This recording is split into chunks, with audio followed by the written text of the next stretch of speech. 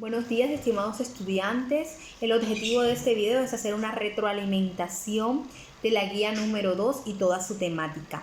Recordemos que el título de esta guía es la era de las revoluciones. Bien, iniciaremos hablando de la Revolución Francesa. La Revolución Francesa es un cambio político, social, económico que se produce en Europa en el siglo XVIII, específicamente en Francia, donde se da fin o se derroca el antiguo régimen. ¿Por qué? Bueno, esto surge también como una corriente de pensamiento filosófico que propone un cambio de mentalidad, dando prioridad a la razón del ser humano y derribando un poco esa idea de que la Iglesia Católica o la fe de la Iglesia Católica debe asumir todos los asuntos de la sociedad francesa.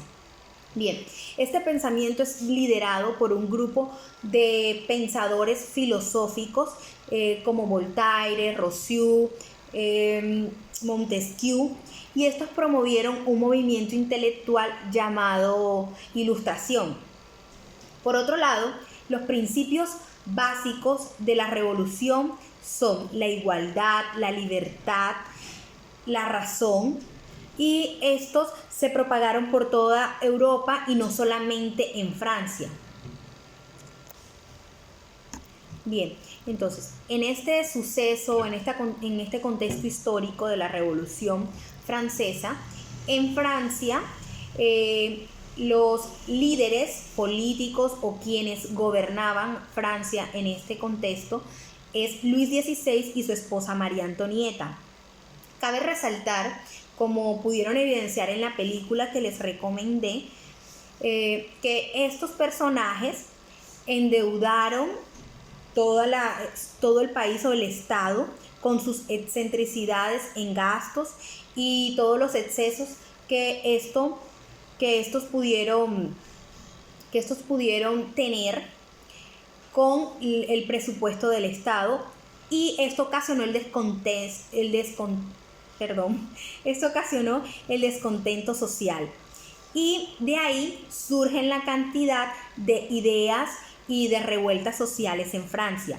Bien, en este momento la sociedad francesa en el siglo XVIII estaba dividida en tres estados. El primer estado es la Iglesia Católica. Este estado o la Iglesia Católica no pagaba impuestos en esta época y se beneficiaba del diezmo de los campesinos.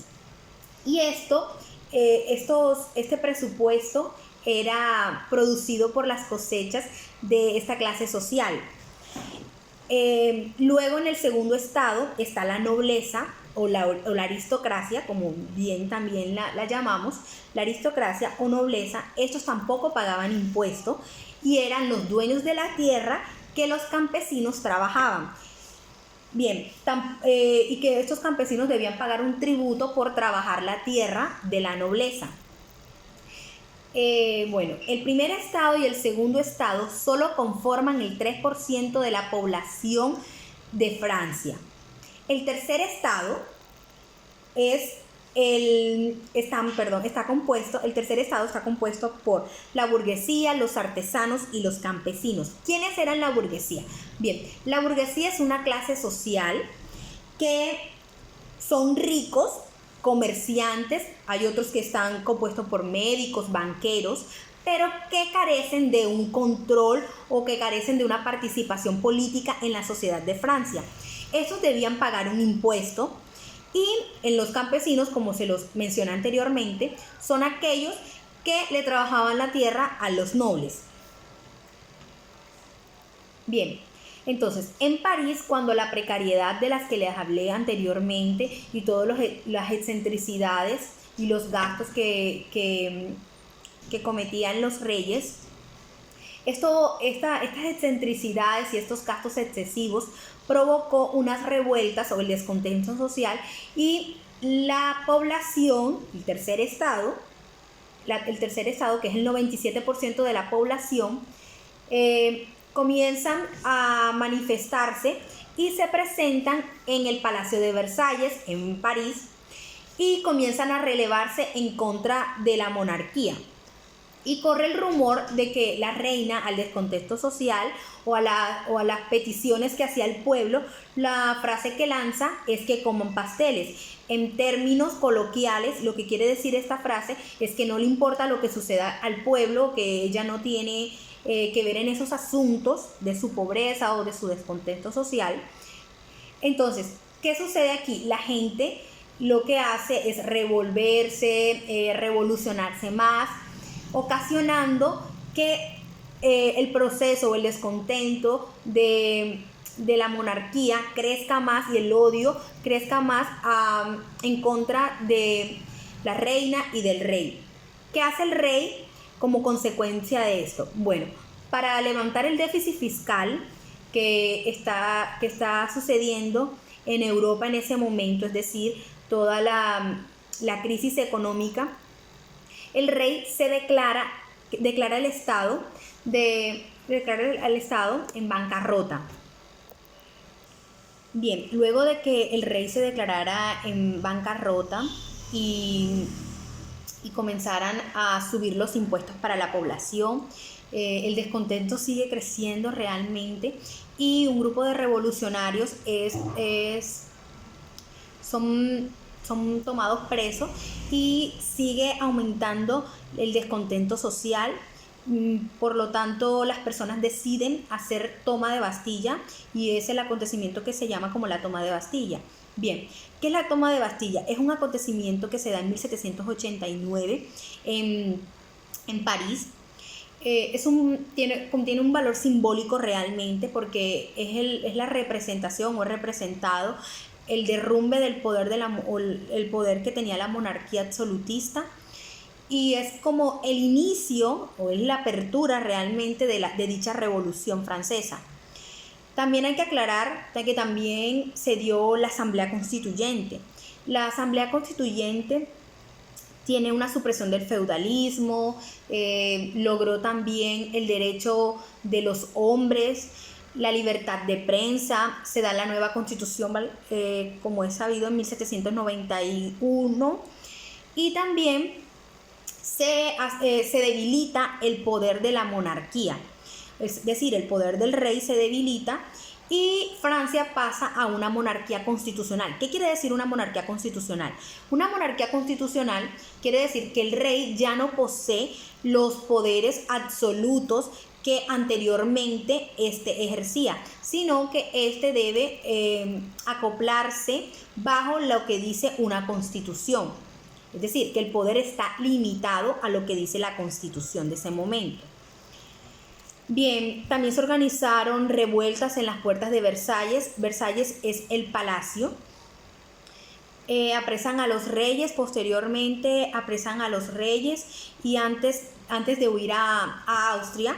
Austria es el lugar de nacimiento, de procedencia de la reina María Antonieta. Entonces este matrimonio, al ver que las personas no estaban contentas o que el pueblo quería la cabeza de ellos y quería derribar su monarquía y vio que las cosas estaban muy difíciles realmente en su estado, deciden huir, pero antes de que estos huyan, el pueblo se entera y los apresan en 1792.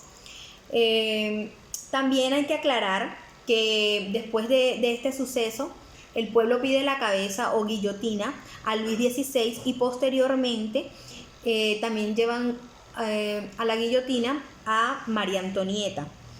Después que sucede esto, Francia está a cargo de un nuevo sistema político llamado República y esta es liderada por los radicales de la Revolución.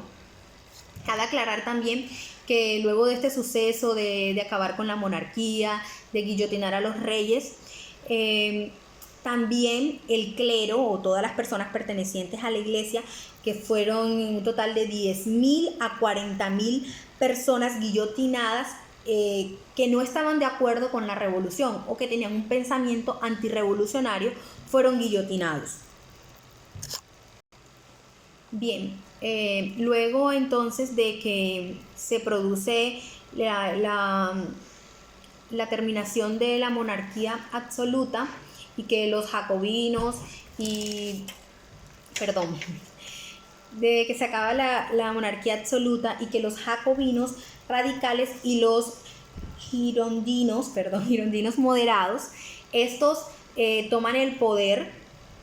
También aparece un militante llamado Napoleón Bonaparte que está en las fronteras del estado enfrentándose a otros estados que querían intervenir en Francia, y este aprovecha ese debilitamiento, por así decirlo, y se autoproclama cónsul de Francia, y posteriormente se toma como dictador o se autoproclama emperador de Francia, este señor llamado Napoleón Bonaparte. Bueno, estudiantes, espero que esta retroalimentación sea de su agrado y que pueda despejar algunas dudas.